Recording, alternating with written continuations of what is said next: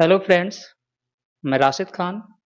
और आज जो हम डिस्कस करने जा रहे हैं बहुत ही इम्पोर्टेंट टर्म है, हमारी लिटरेरी टर्म, जिसका नाम है अलेगरी।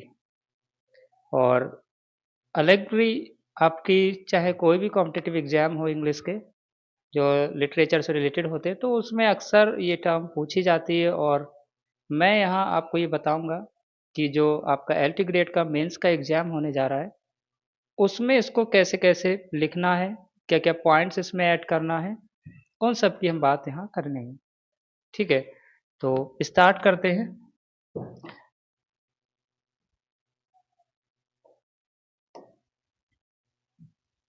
Allegory. An allegory is a narrative in prose or verse. Allegory क्या होती है? एक नैरेटिव होती है। नैरेटिव हम कह सकते हैं कि कोई भी स्टोरी कह लो, कि स्टोरी या कोई भी नैरेटिव जो या तो प्रोज में लिखी होती है या वर्स में। वर्स कहते हैं पोएट्री को। तो या तो पोएट्री फॉर्म में इसको लिखते हैं या प्रोज फॉर्म में इसको लिखी होती है। किसी में भी ये हो सकती है। क्या होती है? एक स्टोरी होती है। तो allegory is a narrative in prose और वर्स। ये प्रोज या वर्स की एक नैरेटिव होती है, जिसमें हम क्या बात करते हैं, जो भी कैरेक्टर्स हैं हमारे, जो भी पात्र हैं, जो भी उसमें पर्सन दिखाए गए हैं, चाहे पर्सन हो, चाहे एक्शंस हो, चाहे वहाँ की सेटिंग हो, कि वो कहाँ हुई घटना घटी है, यानी कि कहाँ पर ये आधारित है, किस जगह की बात हो रही है इसमें। तो ये सब क्या करते हैं कि इसके जितने भी कैरेक्टर्स हैं या एक्शन है या सेटिंग है, उसका अपना एक डबल मीनिंग होता है, ड्यूअल मीनिंग होता है। एक तो लिटरेरी मीनिंग होगा इसका, और दूसरा होगा इसका डीपर और मोरल मीनिंग। ठीक है, तो एलेगरी क्या हुई? एलेगरी एक नैरेटिव है, एक स्टोरी हो सकती है, वो चाहे वो प्रोज में लिखी गई हो, चाहे पोइट्री फॉर्म में लिखी गई हो, जिसमें कैरेक्टर्स हों, एक्शंस हों या सेटिंग हो, उनको डबल मीनिंग होते हैं उनके। एक तो लिटरल मीनिंग जो उसका नाम है वो, और दूसरा उसका डीपर मीनिंग जिसके थ्रू वो कुछ बताना चाह रहे हैं। और वो भी कैसी? कोई पास्ट की कोई हिस्टोरिकल इवेंट हो, हिस्टोरिकल कोई ऐसी घटना घटी हो जिसके बारे में वो दिखा रहे हैं इसमें, तो वो उसका मीनिंग होता है। ठीक है, अब उसके बाद टाइप्स ऑफ एलेगरी, यानी कि दो तरह की एलेगरी होती हैं। एक होता है हिस्टोरिकल पॉलिटिकल एलेगरी, यानी कि ऐसी एलेगरी, ऐसी स्टोरी जिसमें कोई भी इतिहास की घटना को बताया गया है, इतिहास के कोई इवेंट को बताया गया है, तो वो होती है हिस्टोरिकल और पॉलिटिकल एलेगरी। ठीक है, इसमें जितने भी कैरेक्टर्स हैं वो हमारे किसी न किसी पास्ट के जो हिस्ट्री है उससे रिलेटेड होते हैं। ठीक है, उन्हीं को वो कह सकते हो रिप्रेजेंट करते हैं। तो यहाँ वही है, characters represent real historical figures और इवेंट, यानी कि जितने भी यहाँ पर कैरेक्टर्स हैं वो किसी हिस्टोरिकल फिगर्स का मतलब जो भी पर्सन्स हैं उनको रिप्रेजेंट करते हैं ये। ठीक है, हिस्टोरिकल फिगर्स जितने भी हैं उनको ये रिप्रेजेंट करेंगे। फिर जैसे कि एब्सलम एंड एकिटोपल, ये जॉन ड्राइडन ने इसको लिखा है। ये क्या बताती है? ये पॉलिटिकल कह सकते हो एलेगरी है, जो इंग्लैंड में कोई पॉलिटिकल इवेंट्स हुआ था उसको ये दिखाती है। यानी कि इन्होंने जो एब्सलम एंड एकिटोपल लिखी है जॉन ड्राइडन ने, उसमें कोई इंग्लैंड के इवेंट्स को इन्होंने दिखाया है। तो ये हमारी पॉलिटिकल एलेगरी हो गई। दूसरी होती है allegory of ideas. Allegory of ideas का मीनिंग होता है कि जितने भी कैरेक्टर्स हैं वो किसको सिंबलाइज करते हैं। सिंबलाइज का मतलब रिप्रेजेंट करना। वो आइडियाज को रिप्रेजेंट करते हैं, एब्स्ट्रैक्ट आइडियाज। जैसे कि वर्च्यूज हो सकती हैं, वो वाइसेस हो सकते हैं और बिलीव्स हो सकते हैं। यानी कि ऐसी एलेगरी जिसमें आइडियाज को रिप्रेजेंट किया जा रहा है कैरेक्टर्स के थ्रू। ठीक है, किसी वर्च्यूज को, किसी क्वालिटीज को, अच्छाइयाँ बुराइयाँ, बिलीव्स। तो ये सारे सिस्टम, ये सारे आइडियाज़ को एब्स्ट्रैक्ट आइडियाज़ होते हैं। इनको अगर हम कोई भी स्टोरी फॉर्म में इनको रिप्रेजेंट कर रहे हैं तो वो हमारी होगी एलेगरी ऑफ आइडिया। ठीक है, फिर जैसे कि इसमें एग्जाम्पल उन्होंने दिया है the pilgrims progress. The Pilgrim progress किसने लिखी थी? जॉन बनियन ने लिखी थी। अब इसमें क्या दिखाया गया है? जो भी क्रिश्चियन हैं उनको दिखाया गया है बिलीवर्स की स्पिरिचुअल जर्नी को, यानी कि क्रिश्चियन के थ्रू उन्होंने बिलीवर्स की स्पिरिचुअल जर्नी, स्पिरिचुअल यात्रा को इन्होंने दिखाया है क्रिश्चियन के जरिए से। ठीक है, तो ये हमारी क्या है, एलेगरी ऑफ आइडियाज है, क्योंकि यहाँ पर बिलीवर्स की बात हो रही है, उनकी जर्नी की बात हो रही है। ठीक है, तो ये दो तरह की आपकी एलेगरी है। अब उसके बाद में इसके जो फीचर्स हैं उनकी बात करते हैं।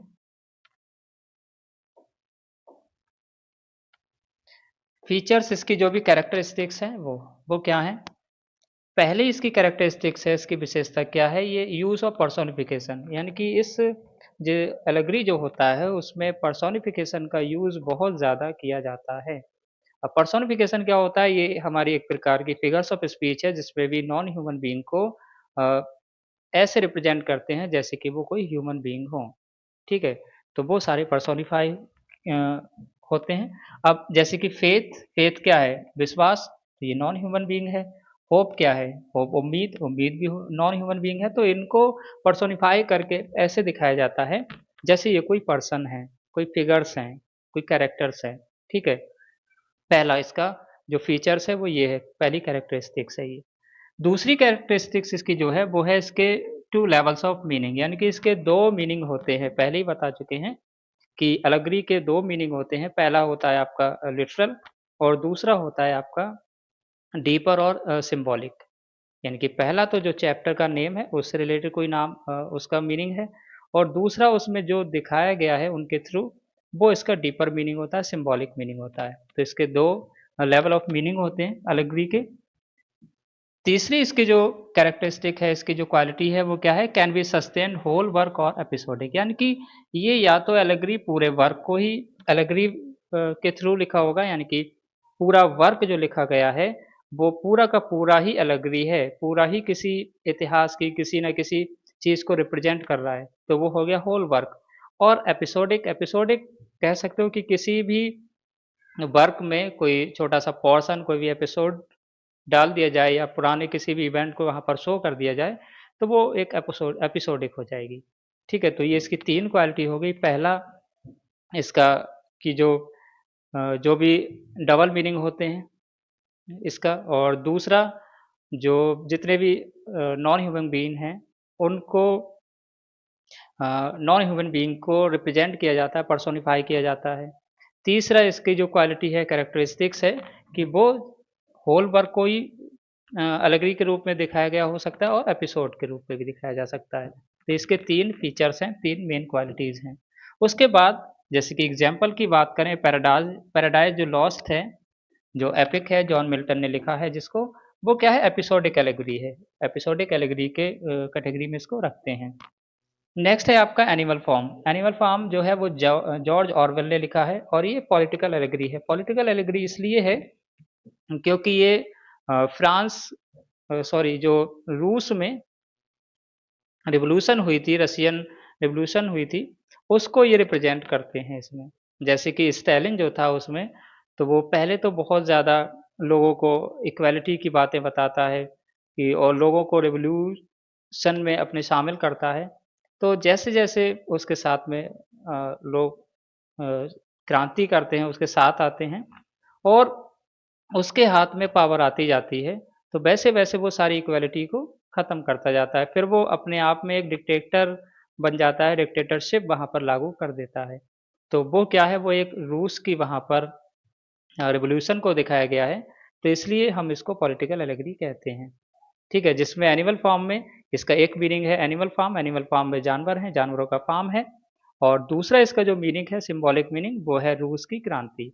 तो दो इसके मीनिंग हो गए। एनिमल को के ज़रिए से वो उन्होंने रूस की रिवॉल्यूशन को दिखाया गया है कि किस तरीके से सत्ता आने के बाद लोग पावरफुल होने के बाद उन चीज़ों को भूल जाते हैं, उन चीज़ों को एक साइड कर देते हैं जो कभी पहले जिसके वो फेवर में थे। तो इसमें पॉलिटिकल एलेगरी है हमारी एनिमल फॉर्म। ठीक है, तो जैसे कि एक कोट भी है, बहुत फेमस कोट है कि power tends to corrupt and absolute power tends corrupts absolutely, यानी कि पावर टेंड्स टू करप्ट और एब्सोल्यूट पावर करप्ट्स एब्सोल्यूटली, यानी कि पावर जो है जैसे शक्ति होती है तो वो करप्शन की ओर ले जाती है अक्सर, और पूरी तरीके से अगर किसी के हाथ में शक्ति आ जाए, पावर आ जाए, तो पूरी तरीके से भ्रष्ट हो जाता है, पूरी तरीके से करप्ट हो जाता है। तो वैसा ही यहाँ पर एनिमल फॉर्म में भी दिखाया इन्होंने कि जैसे स्टालिन जो था पहले इक्वालिटी को बात बताता है कि इक्वालिटी लाएंगे, सारे सभी लोग एक समान होंगे, लेकिन जैसे वो पावरफुल होता है, पावर आती है उसके हाथ में, तो वो इक्वालिटी को एक साइड करके और खुद के मनमाने तरीके से चीज़ों को करने लगता है। तो ये हमारी पॉलिटिकल एलिगरी है। तो और उसके बाद कंक्लूजन आपको लिखना है मेंस एग्जाम में। तो उसमें क्या लिखना होता है कि कुल मिलाकर के आखिर ये एलिगरी है क्या? Allegory is a powerful literary device, यानी कि एक बहुत ही शक्तिशाली लिटरेरी डिवाइस है जो कन्वे करता है, यानी कि बताता है हमें किसी चीज को।